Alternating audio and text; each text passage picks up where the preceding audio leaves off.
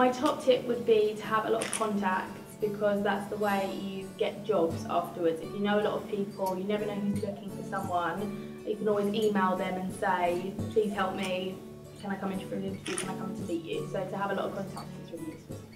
My top tip would be to really get your face out there more than anything. You can know a lot about kind of the role and the career, but you've got to be up against a lot of people out there. So if you've not got, you know, your face out there, your future employers don't really know who you are, and they know somebody else, then you're going to be fighting a lot more against them. So I think definitely get your face out into any employment, like just do any free work you can before you actually start looking around. My top tip would be don't stress about jobs, because that was my main problem. And you may not get your ideal job straight away, but maybe think about other ways of getting into it. Like this time last year I didn't even think about doing social media as a job, but now it's really a good way in, and any job you get is always going to be experience. So as long as you keep in mind what you want at the end of your career and you're always working towards it, then any experience is good experience. Work experience, so get as much work experience as possible. So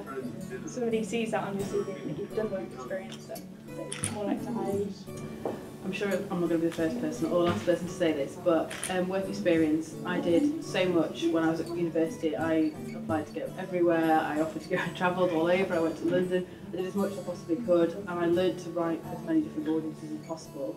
My degree was in journalism, obviously I ended up in PR, but that was a natural progression for me because I've worked in so many different areas that I felt I could find who I was most comfortable writing for and what I was doing was strongly. So. My top tip would be, well, probably before you leave university, I would just say do as much work experience as you can. I think that's what sort of got me my job today.